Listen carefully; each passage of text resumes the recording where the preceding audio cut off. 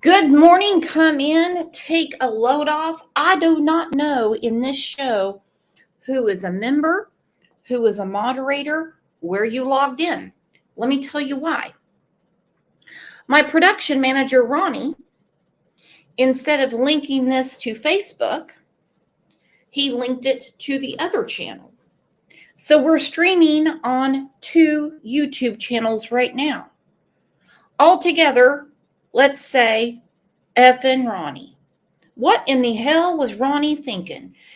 Ronnie also is the one that messed up all the plans on Friday at CrimeCon. People were texting him, people he didn't even know existed on this planet. And now here he is again. Damn you, Ronnie. What am I going to do with you?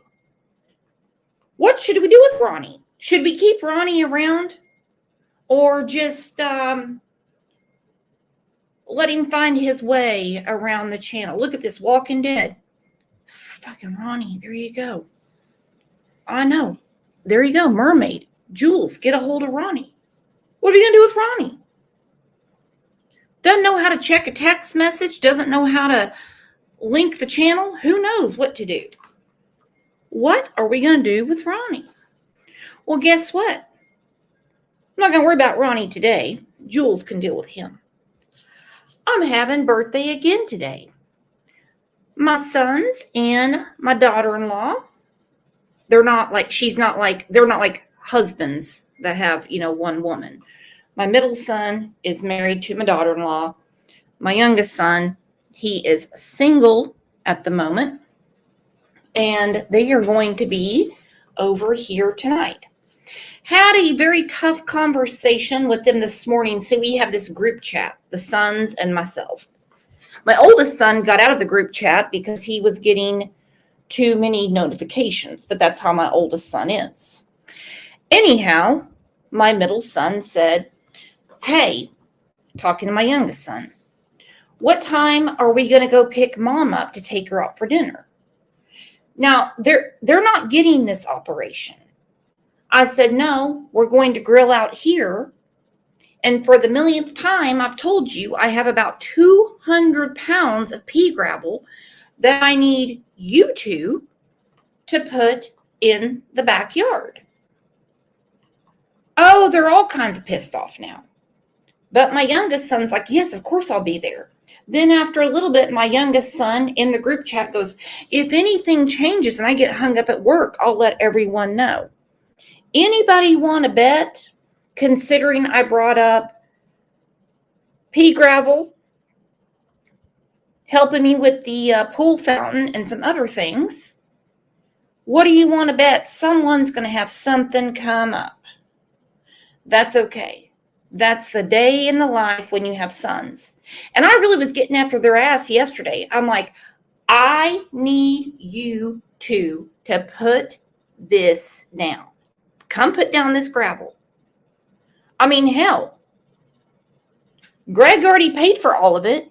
And I know what you're going to say. Why don't you and Big G do it? That's what they call Greg, Big G. Why don't you and Big G do it? Because we're pushing 50. You guys can play 18 rounds of golf in 98-degree weather, and it doesn't faze you. Come put it down. So stay on alert. You never know what's going to happen around here. Walking Dead said I'd come help you if I was closer. To be quite honest, I can do it myself. It's just the principle of the matter. It really is the principle of the matter.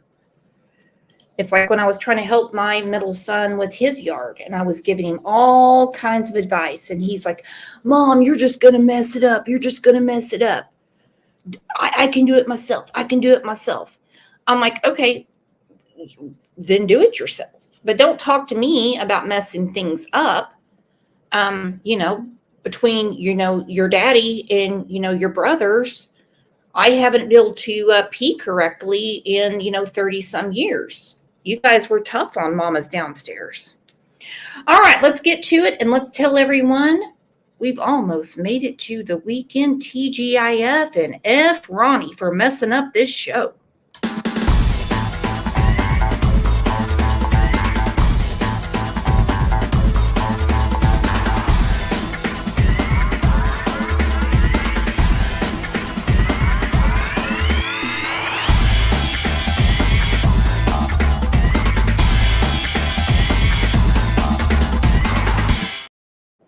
Oh no, they'll be here. They will have bright smiles on. Actually, I need to get a hold of my oldest son because when they were 2, 3, and 4, their dad and I, who are not together any longer, we're still friends though, we took them to a place called Dry Gulch, and they all dressed as like the 3 wise men.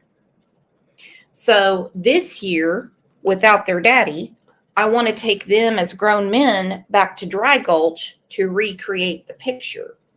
I seem to be the only person in the family that wants this picture created again. But I think enough Coors Light and a big steak dinner might get it done. Now, we know the word on the streets. We know what's going on. We know things we want to talk about, which are super important, and things that we just have to address, like today's show. Look at that, Jules. I made Ronnie go to work. Ronnie's got shingles, and he's out working. That's the reason Ronnie's getting a free pass for what he did to the show, because he's got shingles. Thank you, Jules, and thank you for the super sticker. Is it just me, or is anyone else so damn tired of hearing about how Seth is such a victim? Don't get me wrong, he is a victim. He is. His son has vanished, disappeared. But the way that Seth portrays himself as a bigger victim than Sebastian, I don't understand. And I want you guys to buckle your seatbelts because I'm about to say something that's really going to upset a few people. I keep getting all these comments. Oh, all these people are trying to get Seth fired. He has a government job. You know how hard is it to get fired from a government job? Hell, he had people giving him PTO time.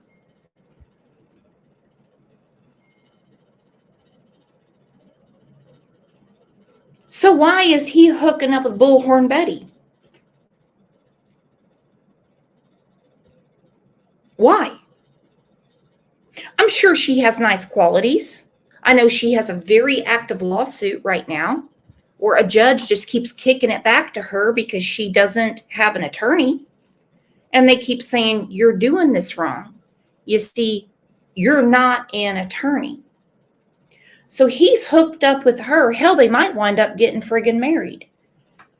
How many people, since she came on the scene, has she honestly gotten fired? Dawn Wells is one. And I don't even give a rat's ass if Dawn has a job or not. I really don't. But the way that Dawn Wells was fired, it doesn't just affect Dawn and Can't. It affects the people, the other employees, because they all got ran off that job site that day. It was her and Molly Golightly. Jonathan was not a part of this. But think about how it affects everyone else, how the chain goes down. They were honestly working on someone's home. What would you do if someone was drywalling, putting down tile, putting in appliances? I don't know, it's your home. And a bunch of people show up to your home.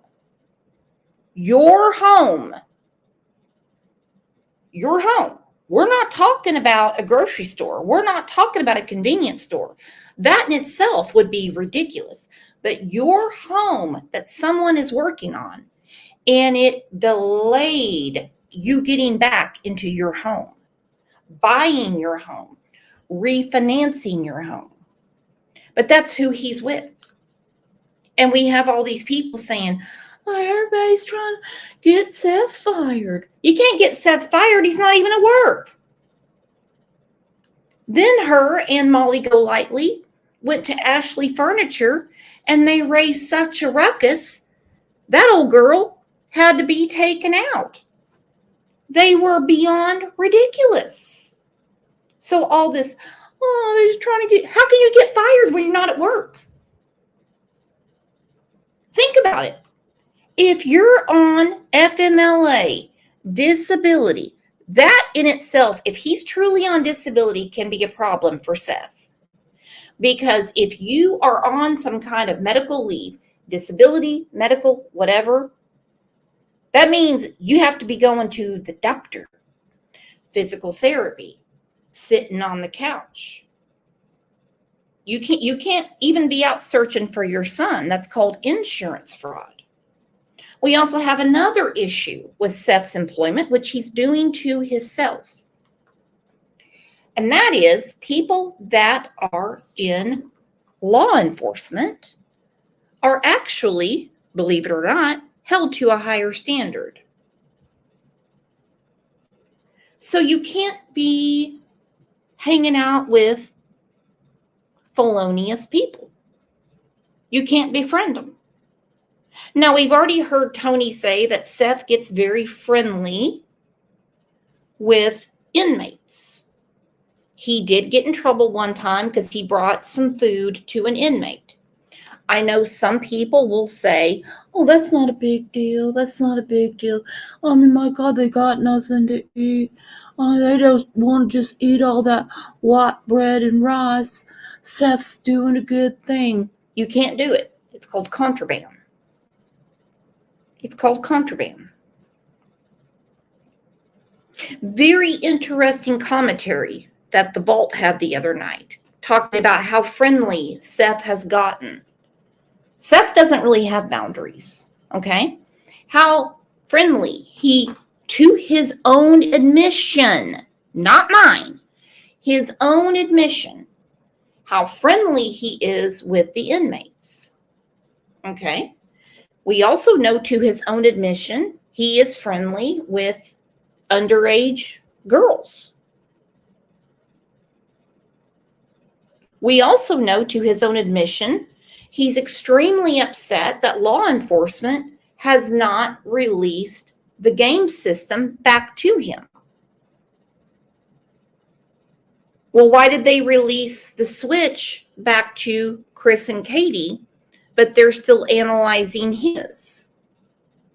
To his own admission, he said, I was giving girls Sebastian's phone number. Nothing creepy about that. No, nothing creepy about that. Anyone find that to be creepy? Ilyanka said something on that game system. They still have it. Some people say it's sentimental to Seth. Well, what's more sentimental? A piece of evidence or your son? See, some of these people have all the excuses in the world for Seth. Where are they going to be in 5 years for Seth? They won't even remember his name. They're going to say things like, oh, I remember that case. And they're done and over. But we're talking about it today. Today. Our friend Avi was talking to her this morning. She had a really good point. She said, when Seth was on our friend Brittany's channel, he said, oh, no, I didn't have any relations with Katie until she was older. We already know that Robin Rogers has said that she took Katie for 2 procedures before the age of 18. So 17, 16, 15.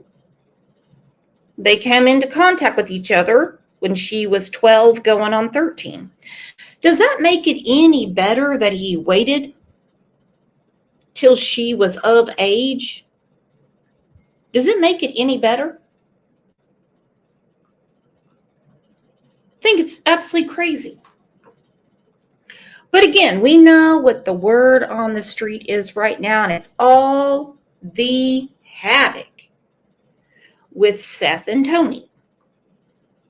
In my uneducated opinion, I will say I think Seth has absolutely nothing to do with Sebastian's disappearance. I think the answers to his disappearance lie within the home that Sebastian was living in. I will say Seth is 100% responsible for the circus that is going on. And the best thing to do with it is address it, wipe our hands, and go along. So I did post about Wienergate and what went on yesterday. Let's get to your comments, shall we?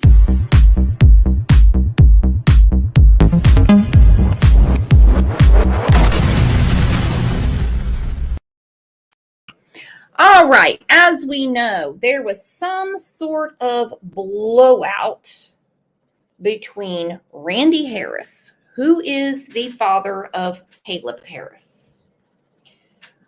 Seems that he doesn't really like what Tony Mathis is doing in the case of Sebastian Rogers. He doesn't want that creeping into his family, what he has going on, because he truly just wants his son. Now, the phone call was recorded, to my understanding, by Tony.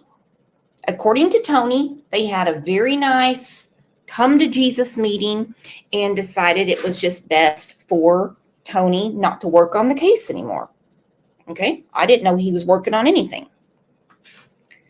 Now, from the Caleb Harris camp, it's a little different. Randy was a little blown away by what had been brought to his attention about what Tony has been doing. Okay, I'll leave it at that. Tony did record the phone call, and he is saying that he's going to release it on TikTok because Randy Harris is a very religious man, and what he has seen and heard, he's not happy about at all.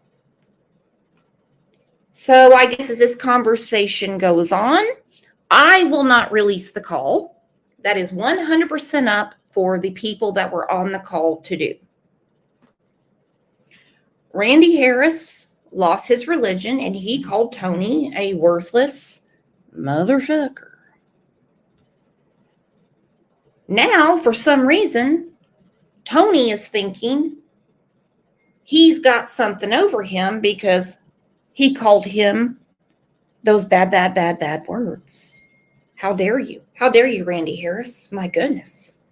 You only have a missing son that you're working your buns off to find, you and your wife. So all of these people that were calling Trevor a liar about the way he was treated by Tony can sit down and lean back, because I knew the whole time Trevor was telling the truth. I didn't even have to think about it. Didn't even have to think about it. Tony is out for one thing, and that is Tony. You see, before there was a Caleb Rogers case or a Sebastian Rogers case, Caleb Harris, Sebastian Rogers, he was looking for other true crime to get into. He was really trying to squeeze into other cases. Why? Thought you're a big old crane operator. I thought you have so much stuff to do. Thought you live up there on Grand Lake. What are you doing worrying about any of this? Well, let's get to some of your comments. I'm actually going to play the music again.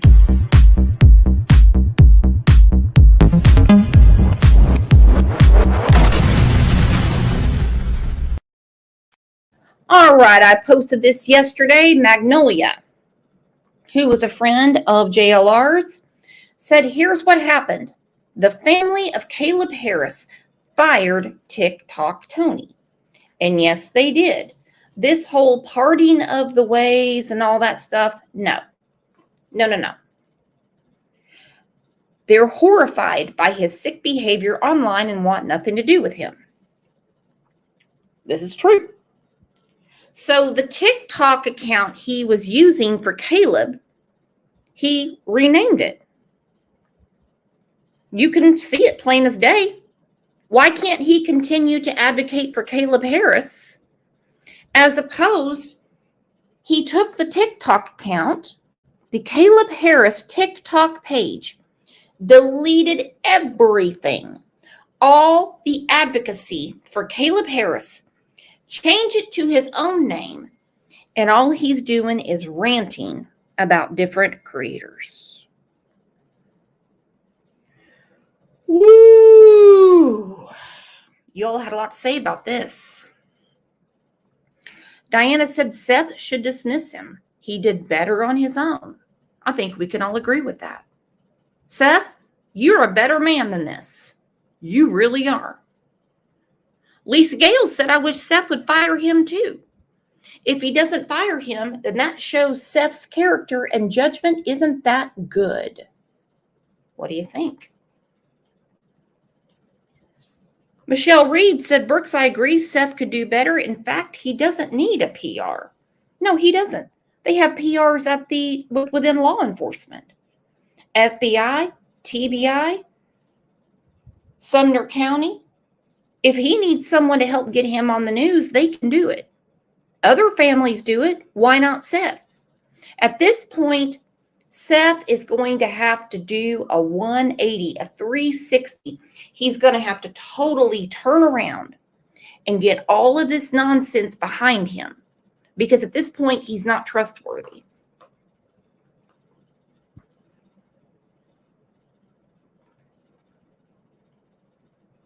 Joy J said, Seth, come on, buddy. You don't need him. You had some great players in the beginning. We all want Sebastian to be found. But with TikTok Tony or DickTok Tony, there's no hope. God bless the Harris family and all they're going through.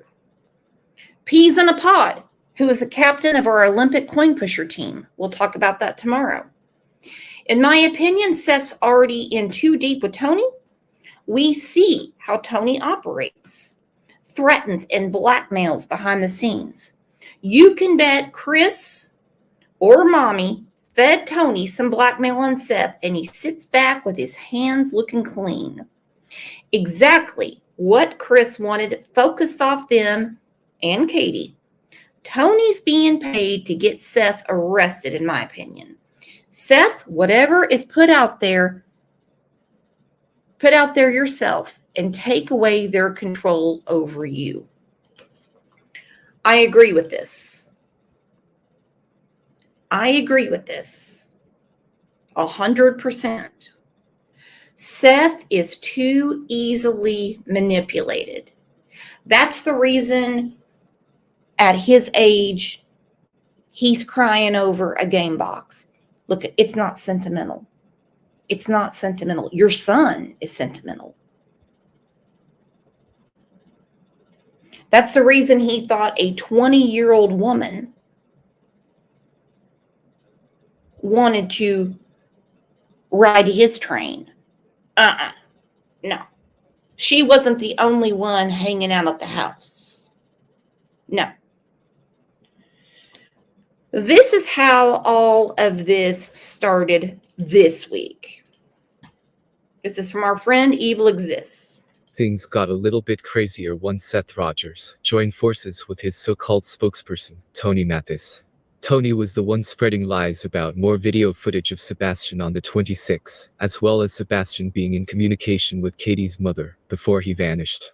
Again, all lies. Authorities said those rumors were not true at all. You guys are not going to believe the latest though. Let's keep track of the lies, okay? TikTok Tony, TikTok.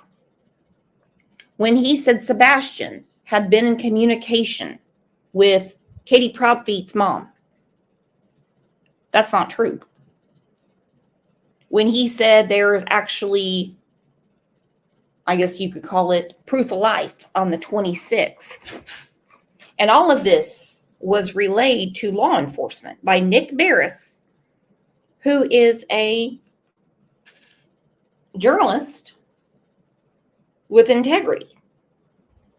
He did something that's some people don't think to do. He spoke to someone at the department that said all of this is garbage. Read the room, Seth. I'm not dealing with Tony anymore. Read the room. Does Seth understand what's going to happen? When Tony and him split the sheets, that TikTok he uses for Sebastian, he's going to rename again. This is all about Tony.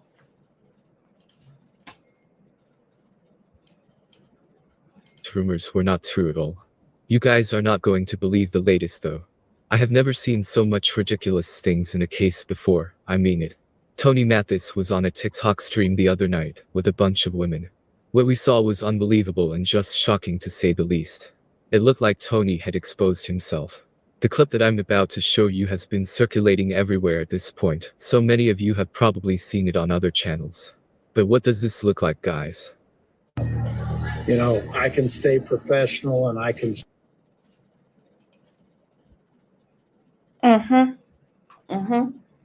This was live. But now we have the FBI involved. And he's saying that the FBI is investigating anyone that is looking at this truly deformed, and I would say a peen that needs to see the doctor ASAP.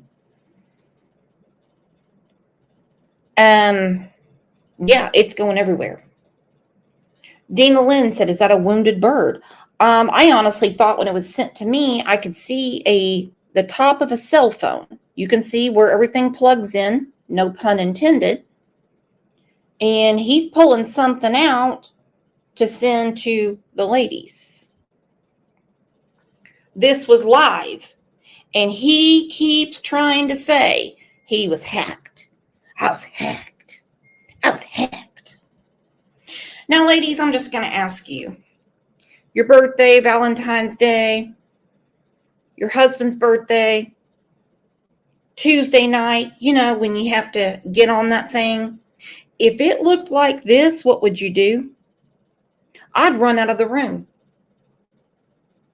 I would run out of the room. I'd say, I see the potatoes, but I don't see no meat. Hell's going on? I got to get you to the doctor.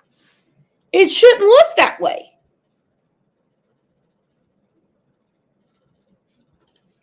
Cousin Trixie said, Brooks, I looked back in the live and put it on slow mode and it looked like there was a light colored bed with stripes. Gotta be kidding me. Gotta be kidding me. Yeah.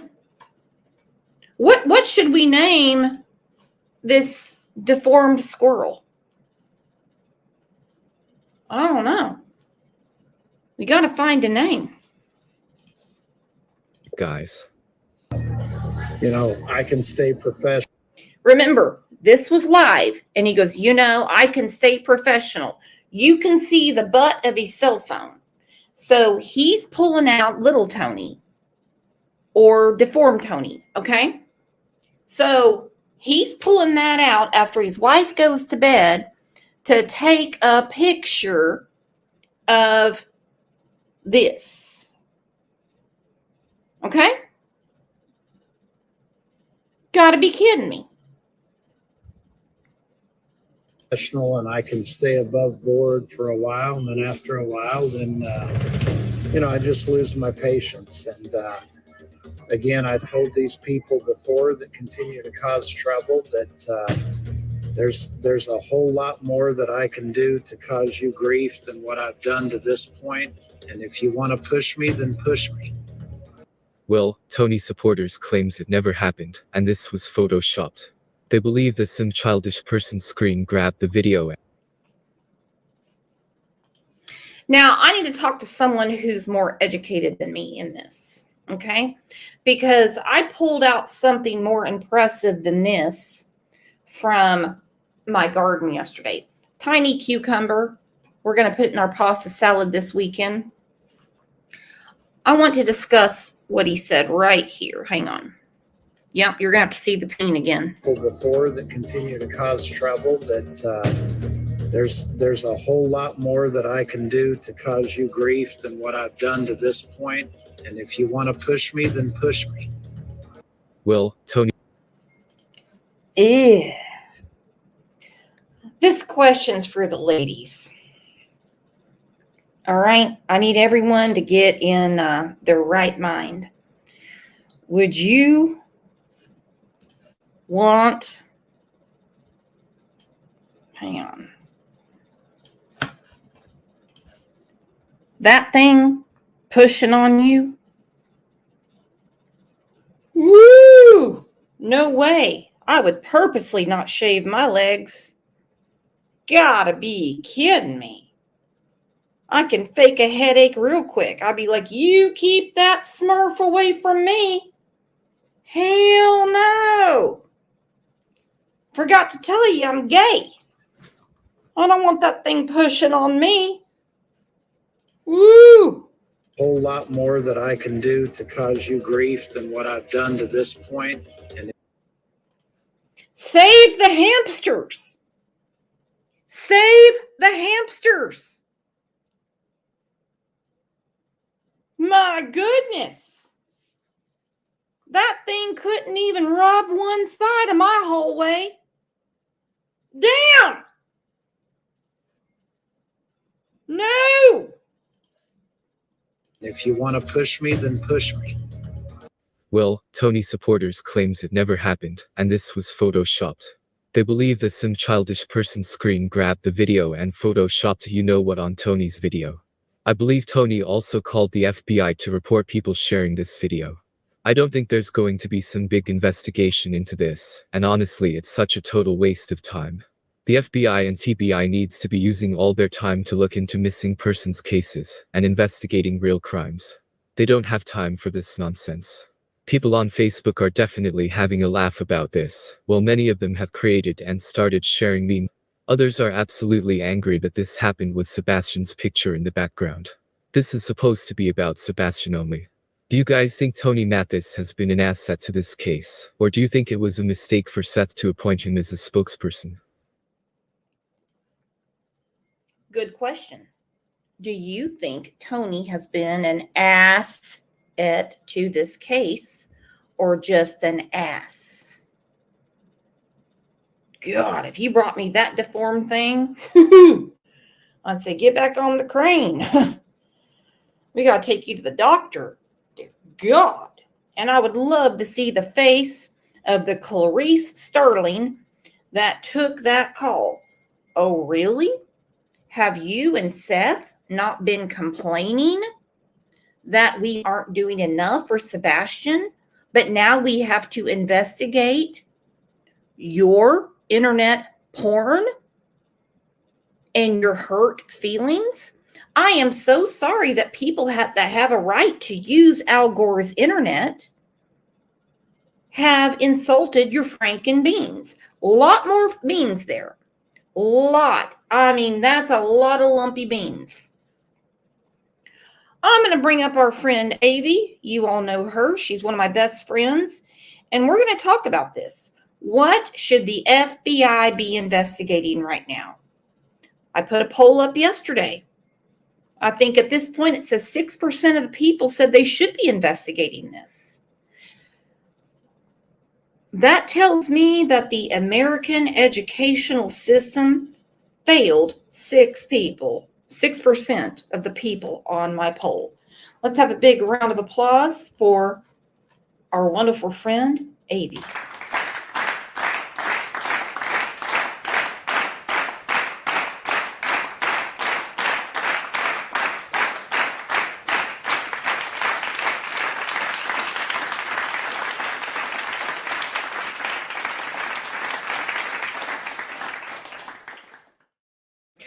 Good morning, Avi. I haven't talked to you in forever and a day. How are you doing? How's your hair?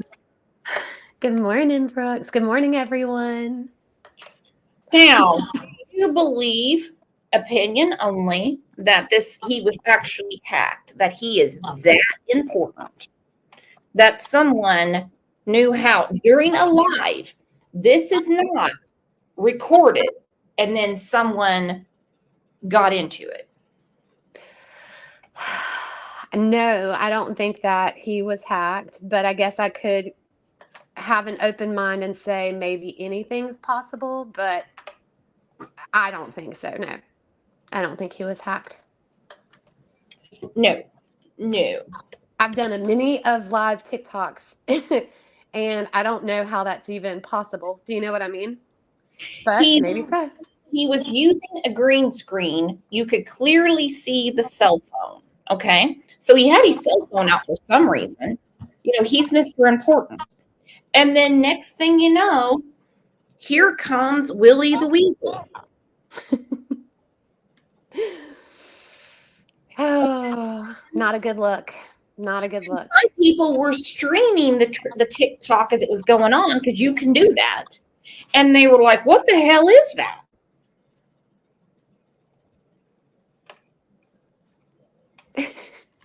I mean, people saw it live.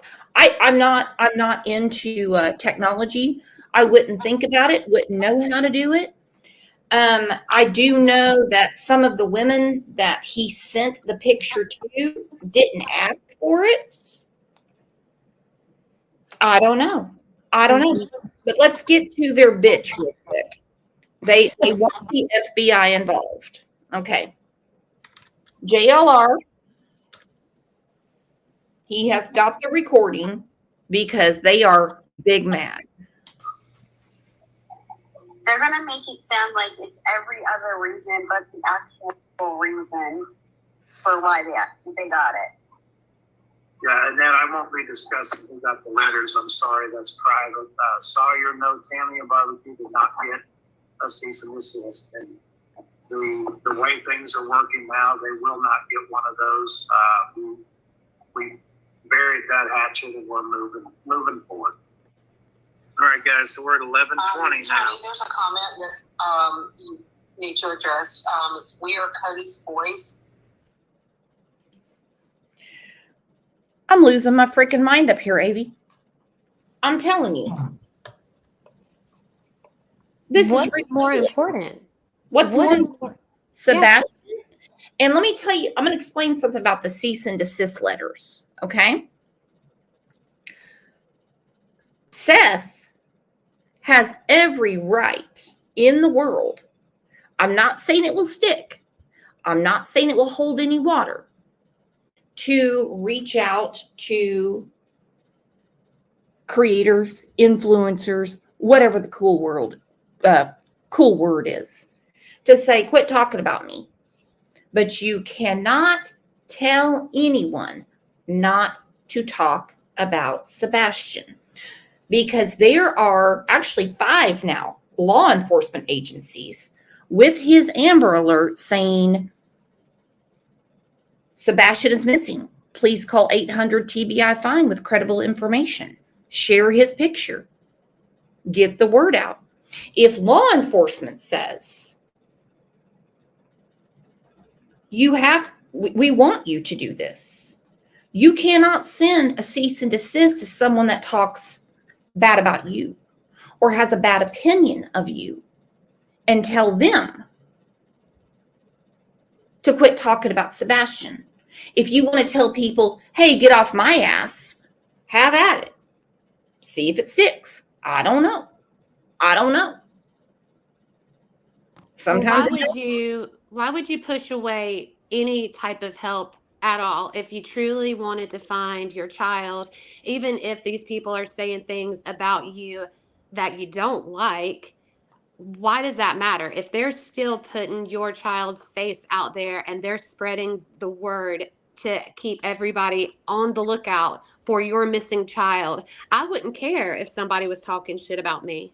I'm like, yep, that's fine. Keep talking shit about me, but keep on putting out my child's face and my child's missing poster. That's just how I feel about it.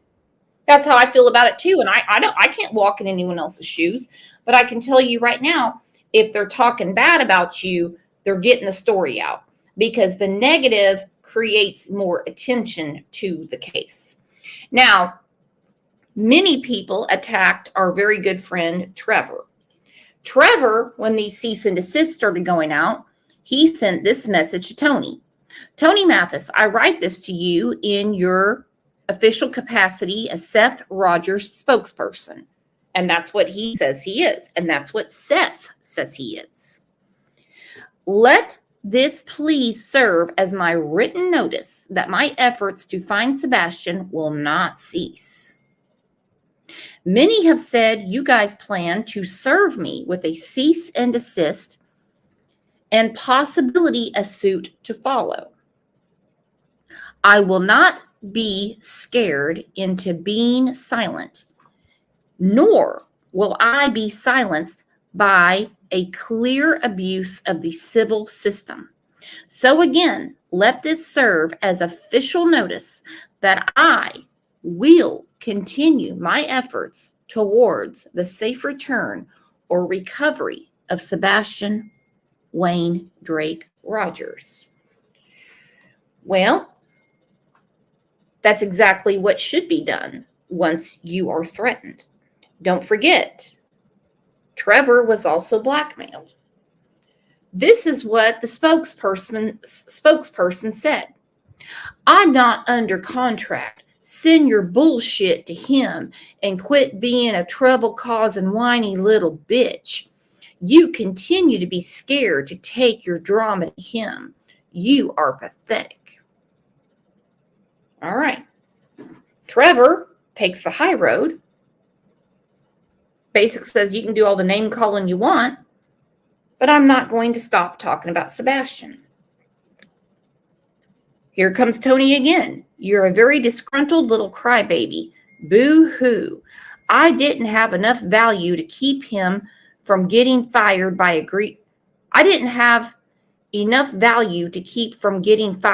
grieving father. You see, he knew you, unlike me, and thought you brought no value. You proved his point by stirring up high school girl drama on social media after you were booted. You are a child yourself, trying to use another child for platform gain. Sad little guy you are.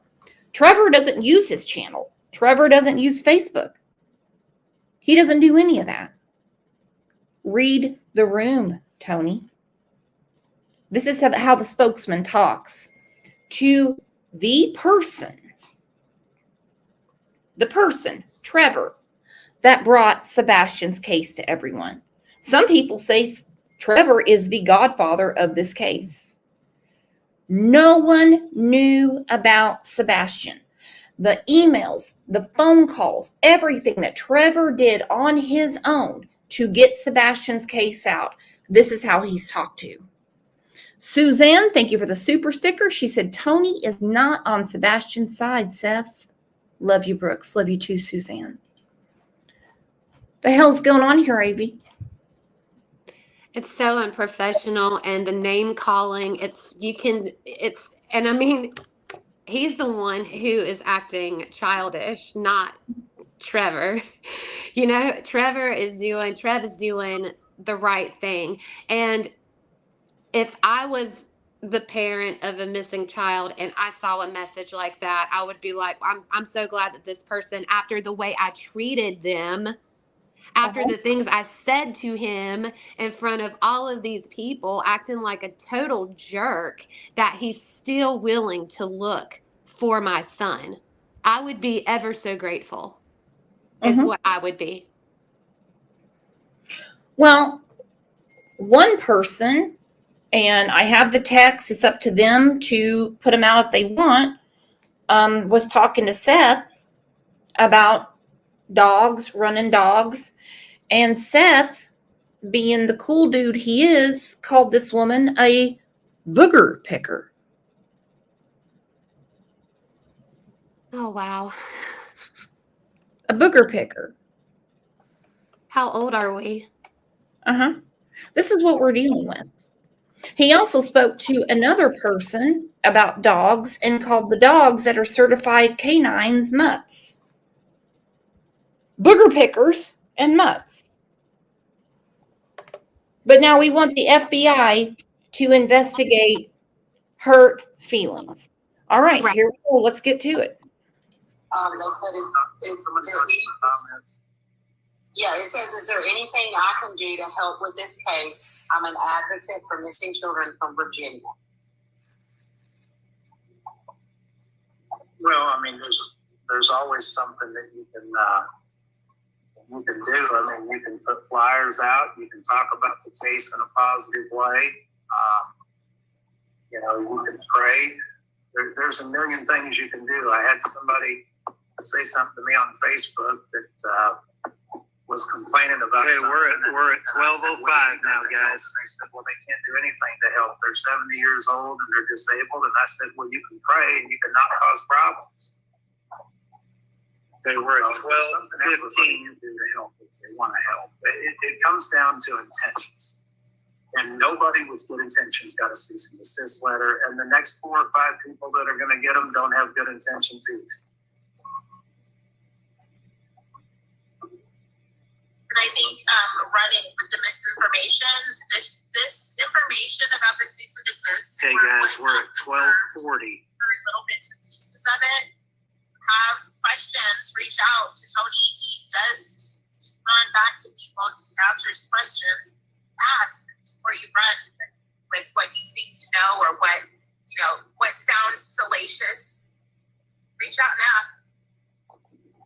Yeah, I have a life too. All right, so we're at 13:01 now. So what you guys can do is you can take the.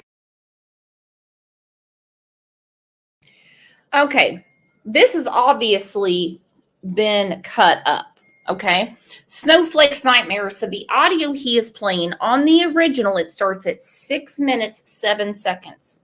He doesn't even line up the correct conversations. Many other people have spent way more time than I have putting this together. And they're saying, no, why is he throwing out minute marks? But there's a gap in there. And that gap is what was live.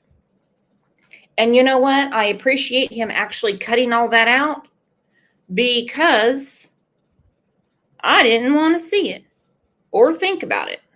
The fake video, and you can listen to the words in this video to make sure that they match up with the time. And you'll see that they laid over an image or whatever to fit their narratives. So that what we're on here tonight, somebody asked, we have some YouTubers that got their little feelings hurt, and so they're doing things behind the scenes to cause problems, as they've always done. They're not doing anything to help bring Sebastian home, and they continue to cause problems. They're sending out emails from encrypted email addresses that we now have information as to where those were sent from. Is that true or false, Delta? Absolutely, 100% true. We're collecting all of these videos that have been shared. We're collecting the memes, the screenshots, everything. And we're turning those over not only to Delta and his team, but we're turning those over to the FBI. For those of you that missed this, Seth and I were on the phone with the FBI today for over an hour, and they've asked us to gather all of these memes, videos, and everything that's been shared. We've got those, so. I'm going to stop it right there because in my America, I've got a big damn problem with my tax dollars going to any agent that would spend an hour on the phone with Seth and TikTok Tony talking about memes and a penis I would never have wanted to see. All of these reports that they're making are going to bite them in their deformed dicks. I'm telling you right now. What's more important? I cannot believe, why would you spend an hour on the phone with FBI over this versus over finding your child? I mean, this is upsetting. This is infuriating to me. The only reason any FBI agent would even spend more than a minute with Seth is because he has a missing child. Unless he was on the phone talking about Sebastian and then he segued into this, I don't know. Again, what's more important? Mhm. When are we going to start choosing our battles wisely? Yeah. Do you know how much shit has been said about me over the years online? You honestly think I'm going to call the FBI? Hell, I can try right now, but they'd probably put me in a straitjacket and send me over to Wagner County Mental Health. They'd be like, I don't have time for this shit. Just get off that app. You know how to control yourself. Think I'm going to really investigate this? Nobody gave them an hour of their time over their hurt feelings. You've got to be kidding me.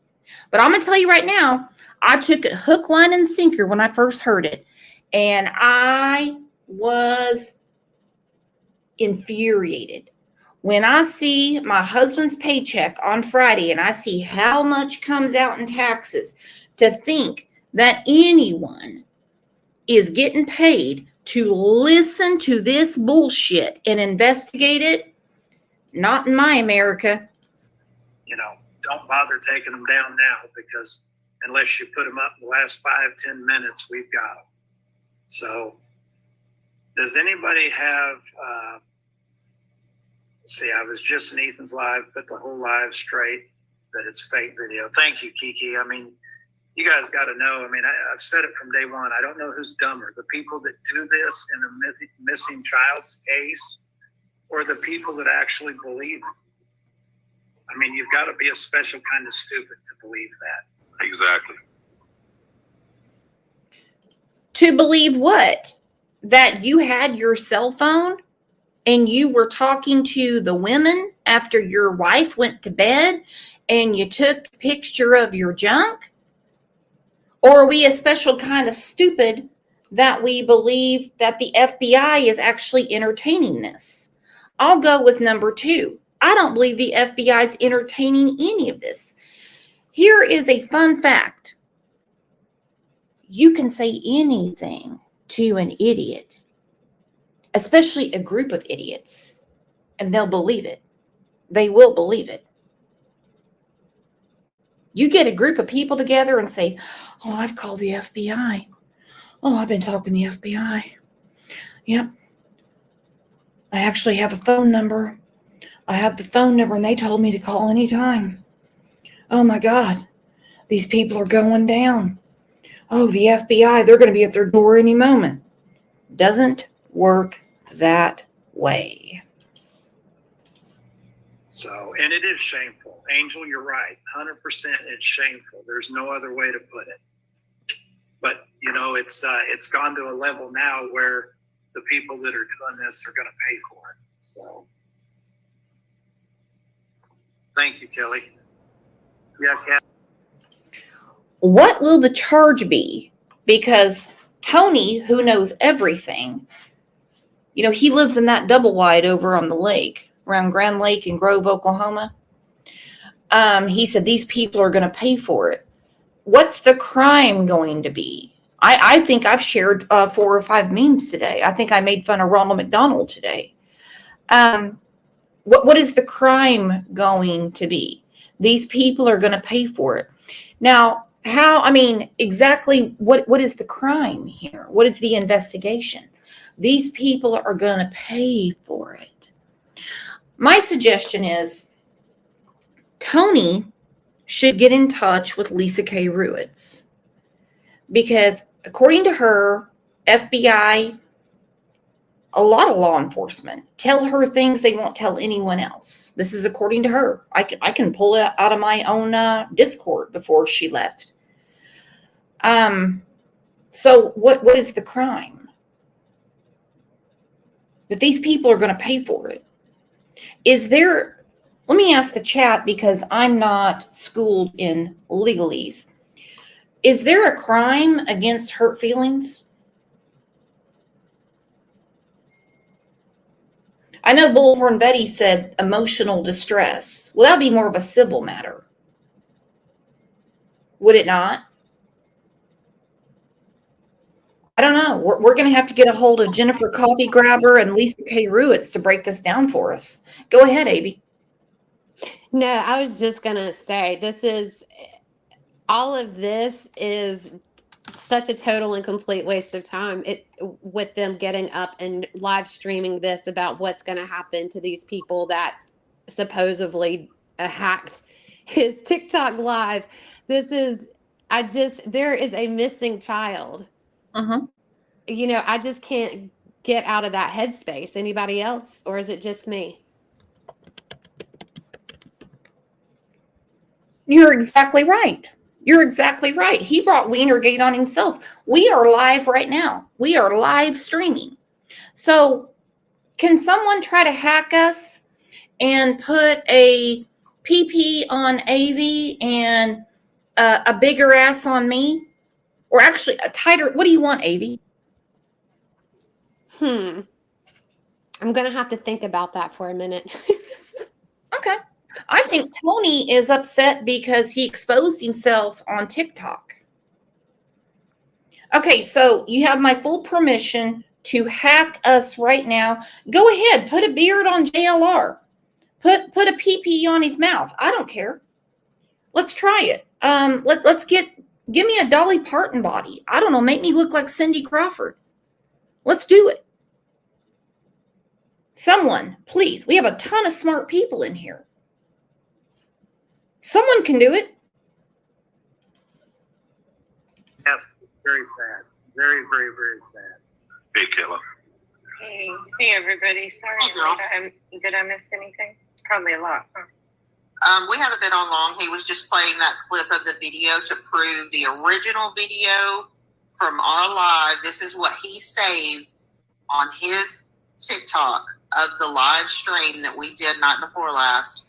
And he played the original video to show that that was not in there at all and that it was a layover that someone just created thinking they're going to be funny. But it's not funny at all. No, I haven't been laughing about it, that's for sure. Hook, line, and sinker. Now, if you guys would hold on for a second, this is going to be just me telling you what's going on, something that I read on the internet. We do have breaking news about the holdup with the FBI case. Please do not go away. This is very important.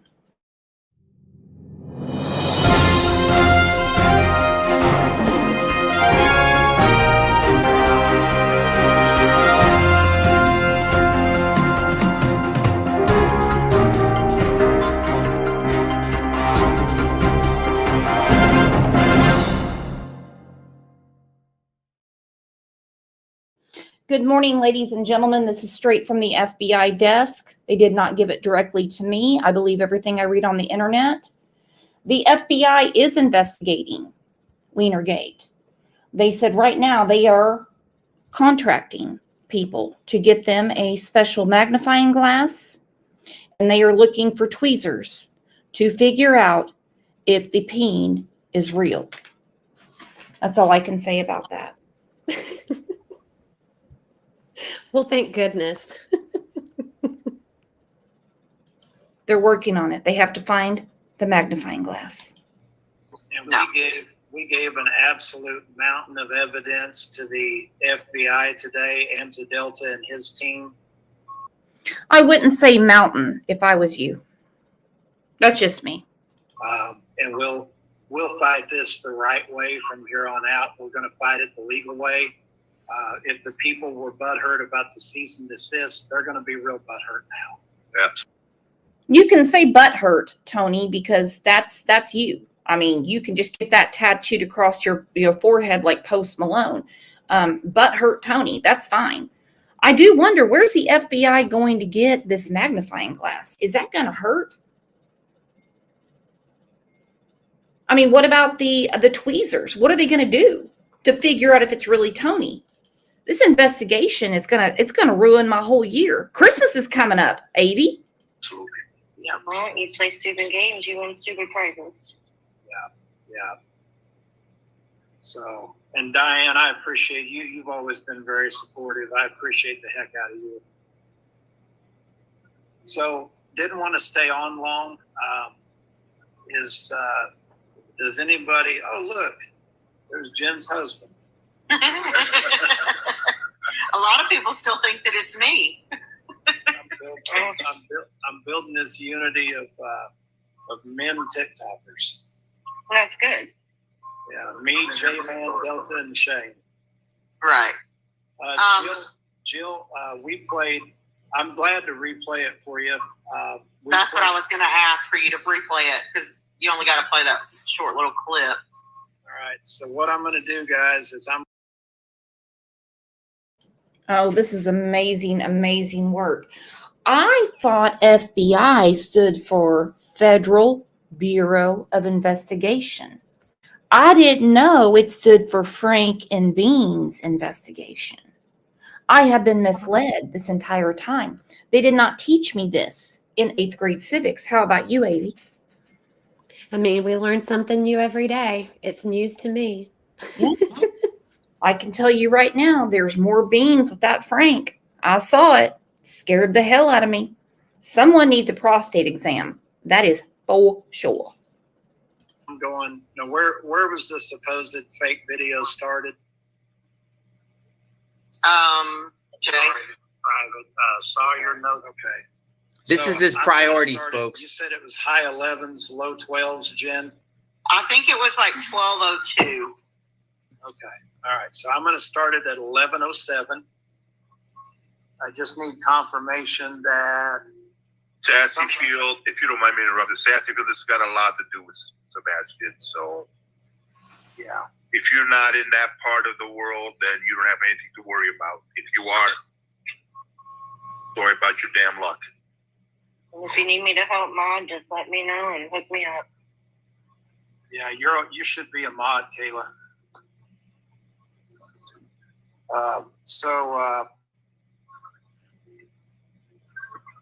Can you guys see that this is 11:07? Yeah, somebody, distance. Can somebody confirm that in the chat? So he just goes on. Maybe just try to zoom in with your phone. He just goes on and on and on and tries to prove that he didn't do it. But this is what's interesting. He's on Sebastian's army. He's on Sebastian's army. And I don't want to waste all you guys' time, but I can continue to play it if you guys want me to, because he goes for another 10 minutes. But one thing he says at the end, which is very, very interesting, yeah, he's acting like he's going to bow out of this case or something. Like he. Okay, and that is the question. Is Tick, Dick, or Tic Tac Tony, is he going to get away from the case? Because I do not believe for a minute that his conversation with Randy Harris, which, by the way, Randy Harris has called him several times, and he finally balled up and called him back. Is he going to skate out, or is he just going to keep doubling down and acting like he's not doing these things? And yes, it does go on and on and on and on. Hurt feelings, hurt feelings, hurt feelings. And the hurt feelings just go on and on and on. It's not easy to navigate any missing child's case at all. How long does it take to say, I don't know how that happened, I must have been hacked? He has sat up there and over-explained this with timestamps and everything else. It's like, how long does it actually take to say, I did not do that, I don't know what happened, it was not me, I must have been hacked? How long does it take to say that on a live stream, in an interview? Why all of this other unnecessary details and information? I don't understand it. And why don't you exert that energy towards helping find Sebastian? Somebody's got too much time on their hands. That is what upsets me the most. And let's talk about that for a minute before we get back to the nonsense that we have to dismiss. If you are in the throes, okay, the throes of the Sebastian Rogers case, wouldn't everything be about Sebastian? What are you doing? Shitting and pissing yourself.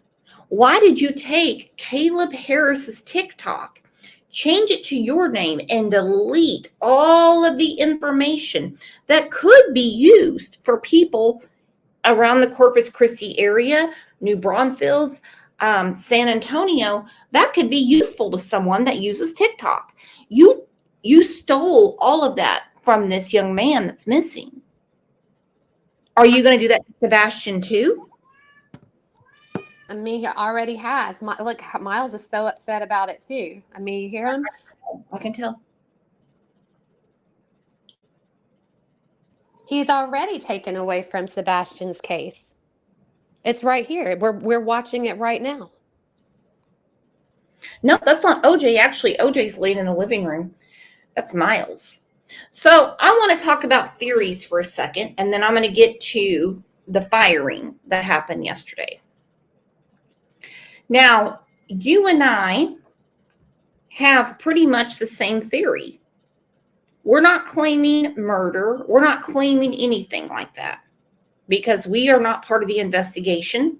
We can't make those accusations. Some people are bold enough to do it. My opinion is something happened at the house. Sebastian was with his mother on Sunday, and the police were called on Monday. Whether they called the non-emergency line, 911, I love the theory that you have because to me it makes the most sense. There is a true hatred that Katie has for Seth. And when she said on a live one day, I wouldn't wish this upon anyone, even Seth, I felt it. Yeah, her hate for Seth runs very, very deep. There's something there. I mean, she doesn't even communicate with Seth about their son. All of that communication goes through Chris. So she's not even going to pick up the phone and call Seth or text Seth. She didn't even call Seth or text him that Sebastian was missing. Chris did. Mm-hmm. This is, we feel however we feel about our exes, right? Mm-hmm. I mean, that's just how we feel. I mean, every breakup isn't going to be, sweet and innocent. That's not how it works. But whenever you share joint custody over a child, no matter how you feel about that person, you can come together and still talk about your child and what can y'all do together as a team that's going to benefit your child the most, right? Katie can't even do that.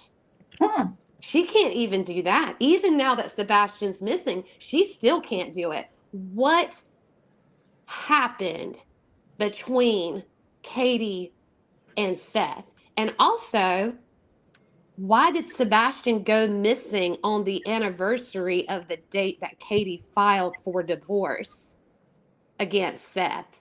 Don't tell me that's not significant. That is a little more than coincidence for me. But what I see is I do see a lot of resentment from her against Seth. And I see a lot of resentment against Seth towards her. I cannot believe that Seth actually stayed at their house for like a week, according to Miss Bobby, the neighbor. Now, what the hell was he doing at their house as opposed to going back to his house? I guess, I don't know, in case Sebastian came home. I don't know. I thought Seth said he was there for the first 3 days. I'm pretty sure that's what he said, but anybody in chat can correct me if I'm wrong, although I can't see chat. Oh, it's okay. It's okay. 3 days, 4 days, the whole week, I don't know. But something went on between these two. Now, safe to say that a few people in this chat have an ex somewhere, whether it's an ex-husband, ex-boyfriend, whatever you want to call it. When a child is missing, people don't care about the water under the bridge anymore. They don't care about it. Everything is laser focused, like a tractor beam, on what they're looking for, which is, in this case, it would be Sebastian. I can't make heads or tails of these three. I can't figure it out. And why are you inviting more people in, like Tony? You want PIs, you want searchers? That actually makes sense to me. All hands on deck. A PR manager? What the hell's going on there? I've never heard of a case where someone has hired a PR manager. If it's happened, then someone please let us know in chat. I've never heard of it. Has it happened before? Maybe. I mean, but I've never heard tell of it. Have you? Never. Only in the Summer Wells case with Tim Mullen. And what has he done? Nothing. Seems like to me, Tony, in my opinion, I think that he's created more drama and taken more away from Sebastian in this case than anybody has. Mm-hmm. And I'll be quite honest, Seth has always kind of given me a little bit of a creepy feeling. I couldn't quite put my finger on it, but I'm like, he's looking for his son. My personal opinion does not have anything to do with it. And that's not how I'm going to talk about Sebastian's case. Just not going to. Even when he did the whole everyone can F off, I said, you know what? He's in a mood. He had to deal with Chris. Not a big deal. When I heard him, Seth, and Dick Doc, Tony, over on Pascal that night, and they mentioned donations more than they mentioned Sebastian, and Seth's complaining about his rent. He's just going on and on. Then we hear later about the game system and how the police won't release it back to him. And now hold on, why would that matter? And then I've got people arguing, saying it's sentimental to him. What do you want back? You want the Xbox back or Sebastian? This is evidence. Yeah, keep it as long as you need it. As long as you need it. Keep it forever. I mean, if it helps to find Sebastian, yeah, keep it. He's got enough money to go get his own game system. I think he's worried about the game system. I really think he is. Because it tells me a lot that law enforcement gave the switch back to the Proud Feet home. But whatever game system he has, they still have. I think they honestly think that Sebastian could have been communicating with someone. And it takes a long time to go through all that. I have never done it, just from other cases, what it takes to go through all those lines of code. And for all we know, even though it's been 3 months, they may not even have the warrants back yet to go through all of it. Or there could be so much that they're still going through it, you know? You ever seen a kid play a video game?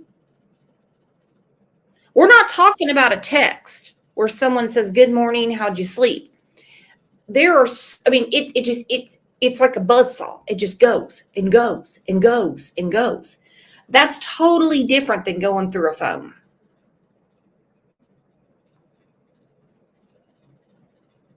Totally different. And I really don't understand why so many people feel they have to pick a side. On this channel, for me, speaking personally, the only side I have is Sebastian. That's Yeah. all I got for you. I Me am too. not. I am not. And I've tried to take it for Seth. I really have. I'm like, he's out there doing these things. Good for him.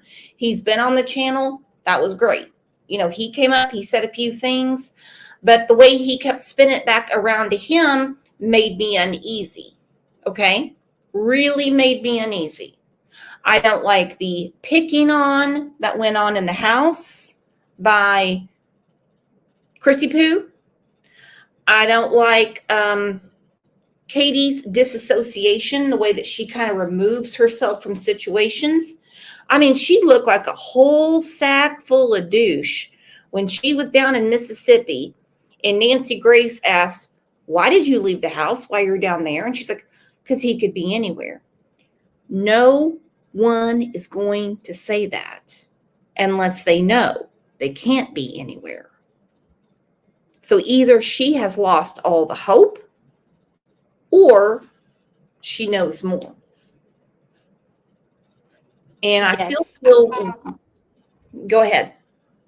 No, I'm just thinking, you know, we follow a lot of cases, and I just cannot remember parents leaving the home that their child went missing from. I mean, there are parents that are still out there that still haven't they haven't found their babies, and it's been 20-30 years and they still haven't left the home. They can't do it. What if my baby comes back? What if? Brandy Neal sleeps on the couch every night by the front door because she wants to be there on the couch if Michael walks in that front door. Dawn and Candace had no problem. None. They could have had Dr. Phil and he could have brought his crew out to Rogersville at the Ben Hill Hell. But they went to LA. They got free crack and free teeth. I can't make sense of it. All right, so let's get to what happened yesterday. Even though people are saying, "Oh no, Tony just stepped away.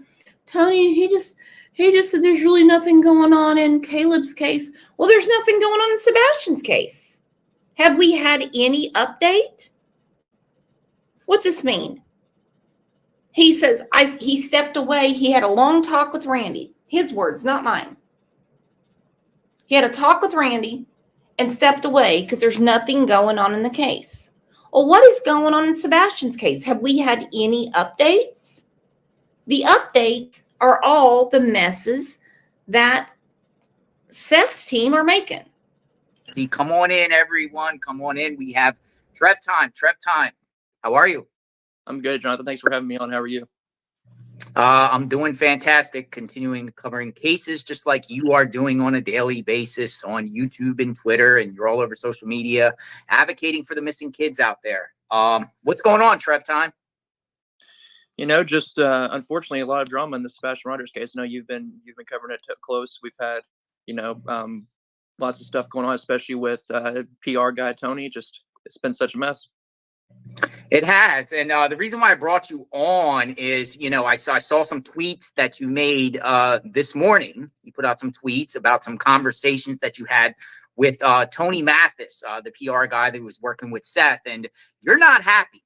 I can tell you that, there's a lot of things that transpired in the last 24 hours that have been seriously egregious in reference to Tony Mathis's behavior and just his handling of not only the Sebastian case, but it seems like now the Caleb Harris case, because he was a PR person for the Caleb Harris family. But what is going on? Like I know that you've been there since the beginning looking for Sebastian, and I'm just going to put his image up there. Are you there? Yes. Your face kind of went away. See if you can come back. I don't know where your face is. You kind of dropped off as soon as I put Sebastian's face up there. You dropped. He's going to come back on in a second, folks. And when he comes back on, basically he's going to talk about his experience with Tony, because we have a lot to share. Apparently Tony Mathis, and we're talking about the PR guy for Seth Rogers. Apparently Tony Mathis has been fired by the family of Caleb Harris. and he has hijacked the Caleb Harris's TikTok page, which is, I mean, I'm just shocked to the core. Here he comes. He's coming back. He's coming back. He'll be right in right now. Here he is. Where's your photo? Oh, there it is. There's you. There you are. How are you? Nice to see you again. Everybody's like, where did Trev time go? I got a phone call and it kicked me off. Kicked you off. Okay. So, as I was saying, you've been on the Sebastian Rogers case from the beginning. You volunteered your time, blood, sweat, and tears. You worked closely and personal with some of the PIs at the beginning stages, you know, the PIs that Seth had before he let go or they got out of Dodge. Can you share a little bit? Because, you know, everyone knows about that thing when you and Seth went off on you, and, you know, when he was with Tony at the high school, that live on Smiley and stuff like that. Can you share with everyone your interactions and encounters with Tony Mathis and explain a little bit about Tony Mathis and what really went on and what's going on here? Absolutely. So I had come on at the very beginning of the case and just tried to help keep Sebastian's name out there through social media. Eventually, I became in contact with Seth Rogers, Sebastian's father, and we had communicated a lot just about the case. You know, I tried to be there for. Okay, this is really important.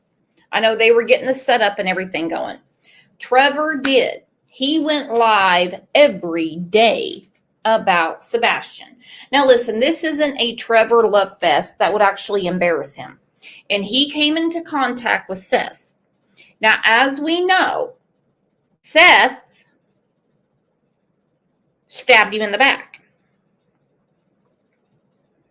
Seth said personally to me, when Trevor had Chris Proudfeet's ex-wife, Nina, on his show, he saw the views that Trevor got. He asked me, well, how much money is he going to make from that show? And I said, well, I don't know. I wasn't in there. I don't know. I don't know if it was monetized, not monetized. If people want to donate to his channel, that's their business. It's very strange that you would worry about what people are doing with their business as opposed to what you're doing with yours. And your business is your home and your family.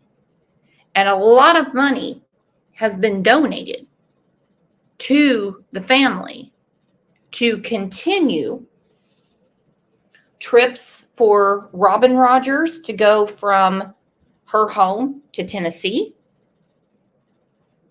Flyers. We had a very nice lady on last week that has donated a lot of her time and money to make flyers and mail them to people. And it always comes back to that, you know, even Chris talked about that a lot. He didn't want to go up with JLR because JLR is making money. It's like, who cares? If your child is missing, find my child. Mm-hmm. Whatever it takes, whatever you have to do. I don't care. You know, it's not about these people profiting. A lot of people that get into true crime and have channels, and I know that you can speak to this as well, it's not about the money. It is about getting the word out there. Let's return these babies back to their homes or back to a safe place. Let's hopefully find them alive and well and provide closures for these families. You know, we're personally not going to be able to find them, but we can get the word out. And sometimes that's all it takes, because you never know who's going to watch, who may have seen something that day that was unusual, that's going to call in a tip and be like, well, you know what? I did see this, right? That happens a lot. Gabby Petito. Remember that? There's a lot. But I mean, you know what? I mean, what an entitled society we have that anyone says anything about how anyone makes their money. That's insane to me. I just don't understand that. I mean, should people work for free? I don't get it. I mean, there's volunteers, don't get me wrong, you know, and they pay their own gas and they donate their time. But this is ridiculous. There is a girl on Facebook, and I've shared her several times. She has like 5 million followers, and people watch her eat. They watch her eat. Now, That would be a great job for me because I like to eat. Don't get me wrong. However, when you see someone that is missing their most prized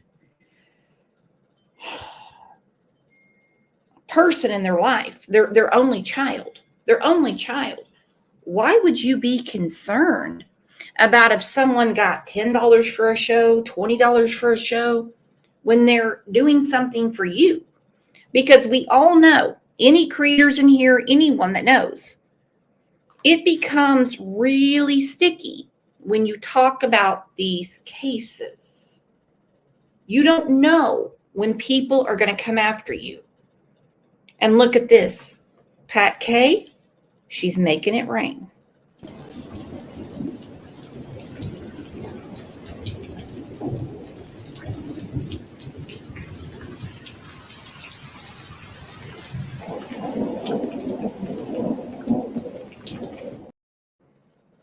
For him as, hopefully for an advocate for the case, try to advocate for Sebastian and for the family. I mean, for Seth, he had needed, he's in a situation where his son's missing, had so much going on in a terrible position. And I went out there and just tried to help as I could, put up flyers, searches, things of that nature.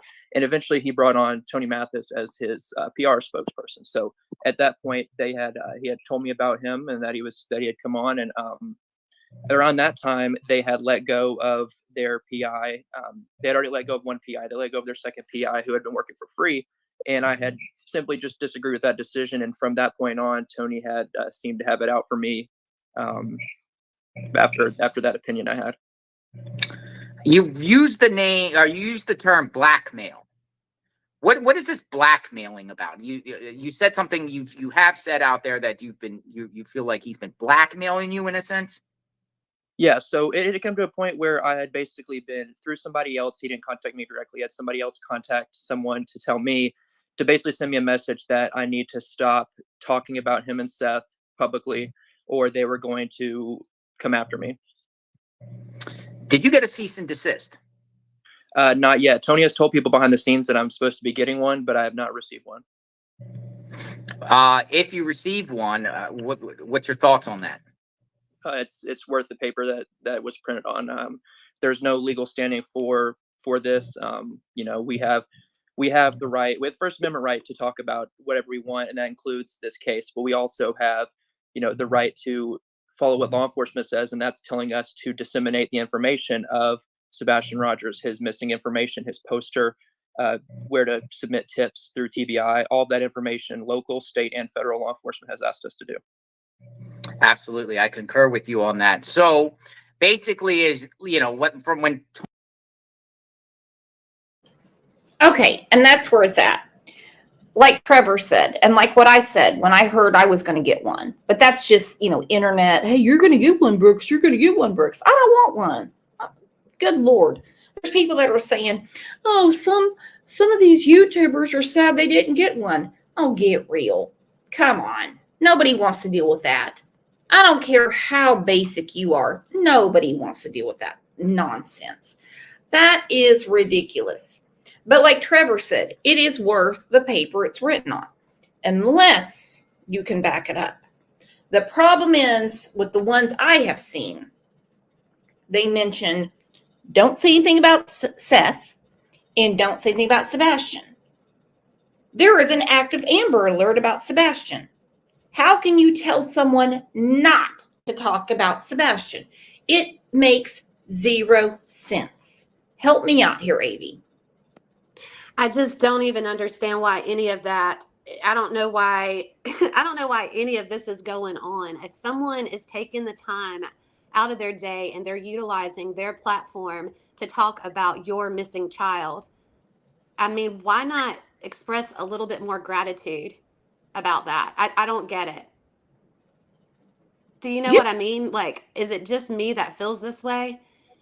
I just could not imagine. No, not at all. Thank you, Tanya Rodriguez. You are the best too. And thank you, Muscles, for the gifted memberships. Now, let me ask you this. You're in the hot seat because you're up here.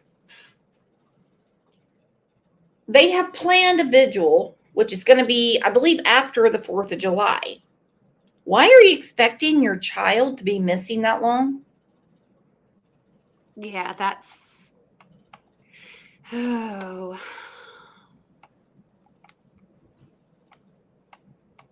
I don't even know how to answer.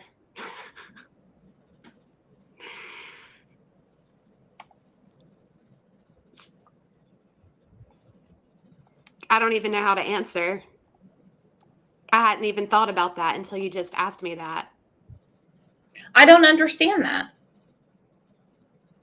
I mean, wouldn't you say, you know, we're gonna get together to pray, you know, tonight? You know, Jesus said, you know, or you know, get people together. He'll be there. You don't have to set that up for weeks away. But again, it's another. We're gonna get motorcycles. We're gonna cook out and have some chili dogs. How can you plan for him to still be missing next month?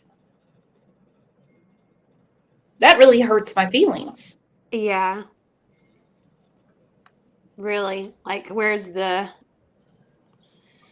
So I in mean, the have they just given up or. in the meantime, what are you doing? Turning over dick memes to the FBI? What are you doing? Planning your next hurrah? Or everyone goes around and says, "Oh, Seth, you're the best father in the whole world. Can I take a picture with you?" Seth, you're not a celebrity. You are not a celebrity. You need to quit it now. You need to quit it now. And this whole you didn't go to CrimeCon because you have FBI agents' phone numbers in your phone. Listen, dude, it's 12 minutes with no traffic from your house. You could have come through there and you could have gotten real help, but you didn't want to because where you go, Seth, in my opinion, you have to be the belle of the ball. You're loving the attention. See, at first, Seth didn't recognize the attention, but once he got a bite of that apple, now he's all about it, is how it appears to me. Tony got put on, or Seth got Tony. You just kind of stepped back and you just got away from the. You feel it's like chaos or wrong decision making. Like, is that the reason why you stepped away, because of Tony's involvement? Basically, it just a lot of drama had come up, and when that moment with Seth, when he had come on that panel, which I had no idea was even happening, when he had come up and just started yelling at me, he made it clear, and they both made it clear to me that night privately that I wasn't wanted on the case as far as helping them, but I had once Sebastian went missing, I made a promise that I'm going to keep on this until he's found. So I couldn't walk away from helping Sebastian, but I did walk away from the adults in the case. Gotcha. So stepping aside and you continuing to do things independently, which you are. I see you all the time posting stuff about Sebastian and Summer Wells. Summer Wells anniversary is coming up this weekend, Saturday. Unfortunately, it's very, very, that case is very sad. You were there since the beginning also on that case. Now, I want to address this comment right now. Lisa Durr said if Tony did pull it out, he wouldn't be trying so hard to dismiss that. Only guilty people obsess about it.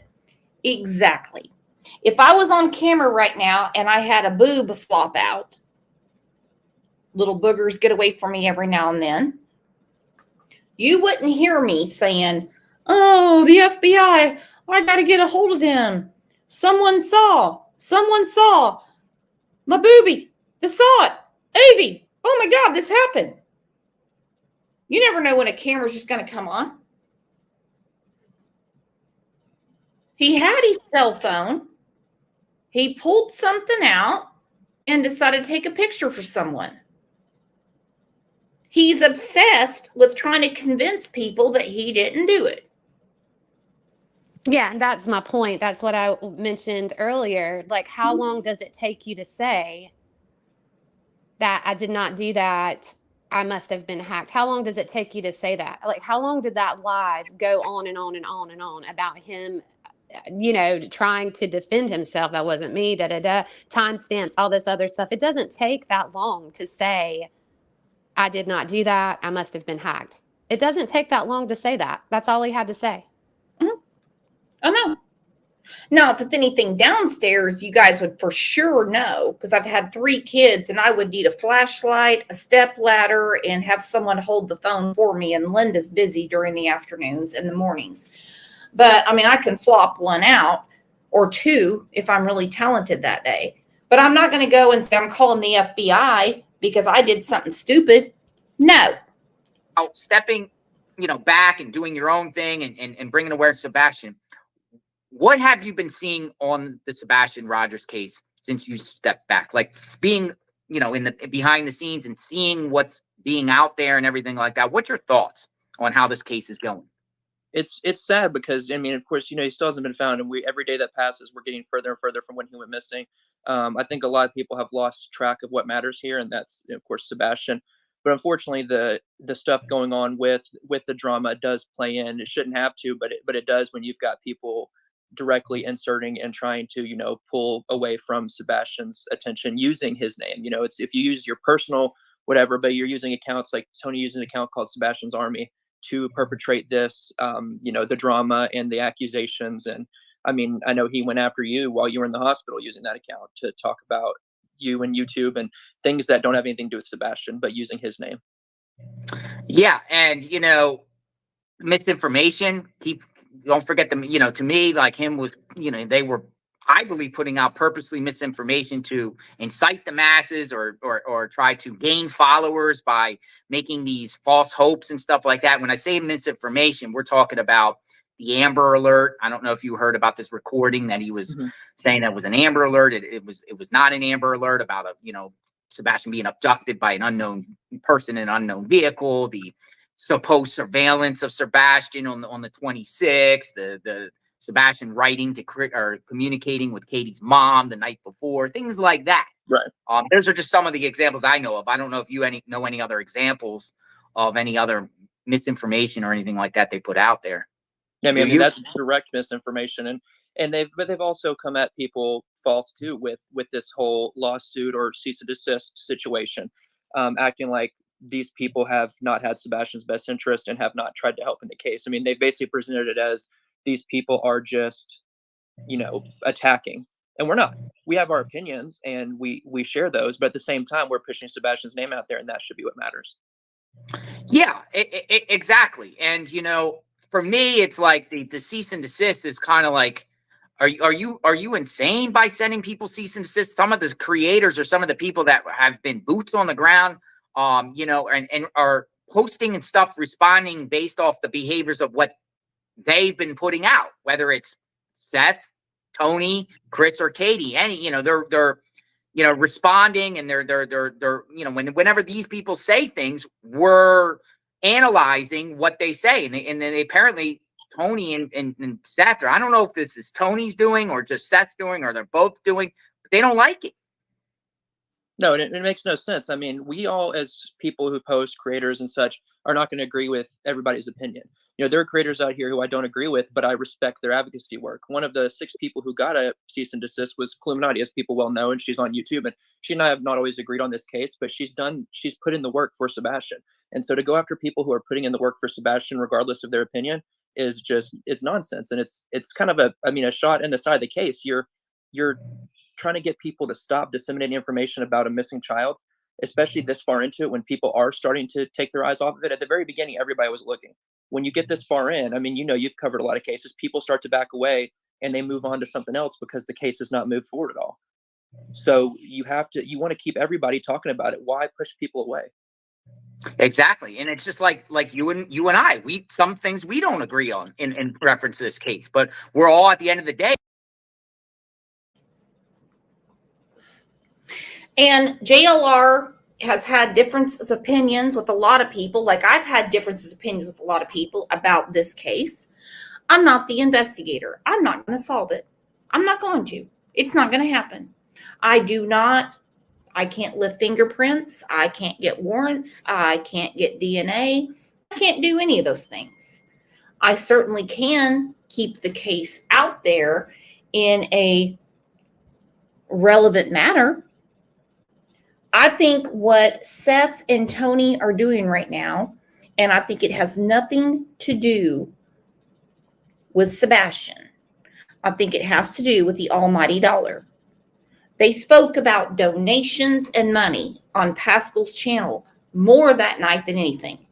They haven't been back since. Pascal's not there. He's not going to have them back up if all they want to do is fundraise and, try that shit. That is ridiculous. What do you need money for? If you need money to stay off work, hey, I understand that. I totally do, because I don't even know how it would function at work with a child missing. But you have 4 agencies. You have 4 that are working to find your son. If you are so in tune with law enforcement, as Seth says he is, then how did he not understand within days of his son's disappearance when they said, we're scaling back the search and we're investigating now?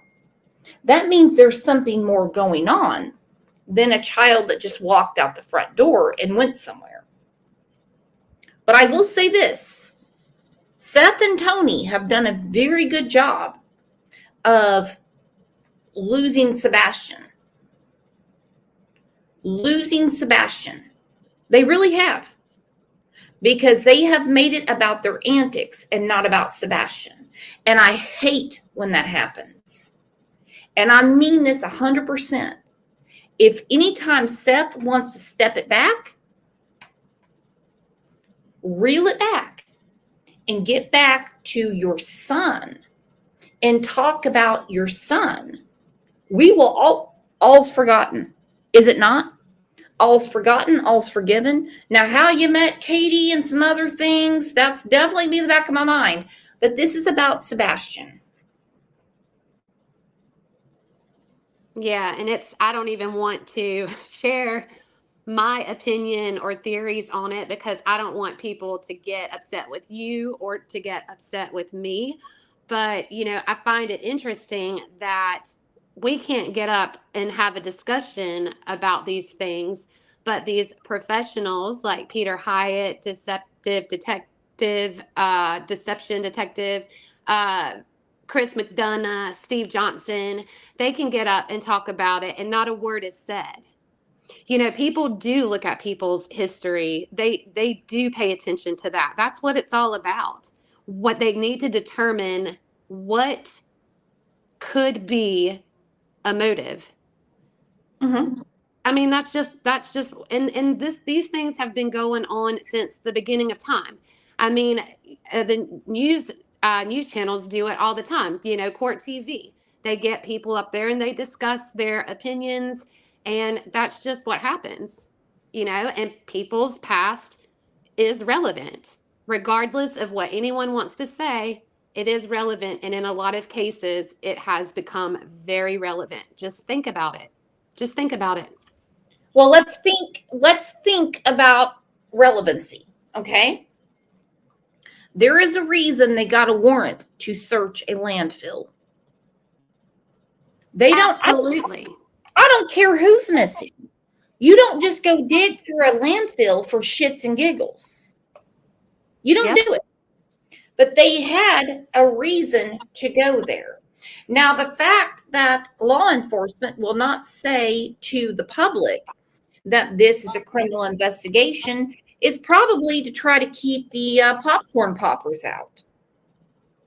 Yeah, and just because they haven't come out and said that they do or don't suspect foul play, I mean, really, if all we got to do is just think with our brains, landfill. Tell me any time the landfill has been searched whenever they don't suspect foul play. I mean, let's just use our common sense. That's all we got to do. They have to get a warrant to search a landfill. And it's not just a regular warrant, because you have to have the EPA there to help you with it. Yeah. So people coming out and they're like, oh, people shouldn't be talking about this, or they shouldn't say this, or they shouldn't say that, because no one's ever come out and said that they suspect foul play. They did come out and say a landfill was searched. So what are we supposed to believe? Mm-hmm. Yeah, you don't just go search a landfill just for the hell of it. No. But the immaturity by Seth, which now makes more sense, because I mean, I picked up on it several months ago, and I just thought he's a little special. He really is. I heard about, the phone numbers that, he was giving to, girls to contact Sebastian. I thought that's very strange. And I'm like, I really hope this is just BS. Well, then, he admits all these things. I think Seth has a huge self-confidence, esteem problem. I think he has to be around younger people to make himself feel better about himself. I don't think there's any way in this world he is going to stand up to Tony, because Tony in this relationship is the alpha male. Tony is telling him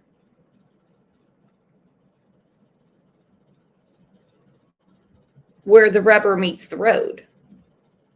So when Seth says, I'm running this investigation, well, that's hilarious.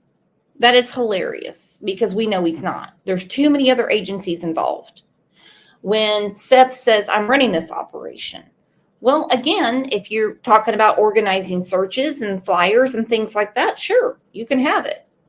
Everything else is just absolute nonsense. And the people that believe it, and I love when they say, oh, well, I'm just here for Sebastian. Fine. Absolutely fine. That's how it should be. But you can't sit there and turn your eyes away from what these parents have put this child through for years. And it's okay to have the wrong opinion about someone that, by the way, you don't know and have never met, and then say, oh, now it's different. Yeah, and it's not like Sebastian was self-sufficient. This isn't a grown adult. He didn't live on his own. He didn't just go missing one day from, you know what I mean? He's not a grown adult. He's not taking care of himself. There are grown adults that were responsible for taking care of Sebastian, and he's gone. So you have to look at the parents, and that's just the nature. That's just how it works. Yes,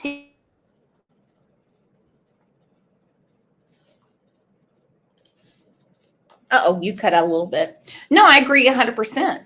I mean, 100%.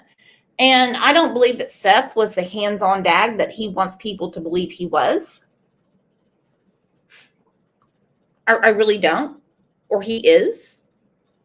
I will say this. I mean, conversations, that I had with people at CrimeCon, they always said that, listen, Seth isn't perfect, but he is the only one searching for his son. So, Seth, you would serve yourself better by talking to real media like Nick Barris. Quit hanging around scumbags.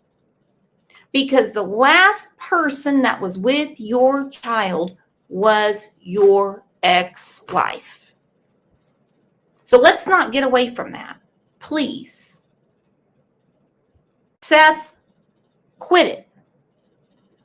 There's no use in it. Evil CJ, really good friend of mine. He got one of those letters.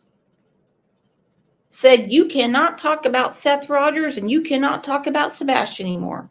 You know how much work CJ has done on this case? Guess what he's going to do? He's going to continue. And that's how it should be. And we're all going to continue. Not just on this case, but every case. And good luck to all of them. Good luck to all of them. Because these ingrates, let's say Sebastian just wanders out of the woods one day. And he's like, yeah, I've been hiding out there this whole time. Guess where he's going to go? Not with any of them. And that is for sure. Well, you guys are the absolute best. Sorry for the misunderstanding in chat. That's what happens when things come through text. Keep your eyes on Katie Proudfoot. I understand that she's been chillaxing a lot lately. Well, that's what happens when you unload luggage you don't want. I really don't want to spend any more time focusing on Tony and Seth. I think that battleship is going to sink itself because it's a waste of time. It's funny to talk about, don't get me wrong, because they are just screwing things up left and right. But we really have to get back to this timeline between midnight and 6 a.m. on her watch. You guys enjoy the rest of your Thursday. We'll be back here tomorrow, 9 a.m. We are going to have a big show about Summer Wells because she has been missing almost 3 years. You guys are the absolute best. Thank you for being the best friends anyone can have on the nasty YouTube streets. Thank you for being an amazing Mod Squad. And I will see you over in the Crime Lines and Lies Facebook group. If I don't see you there, then I will see you over in Discord. You guys are the best. Have a good one.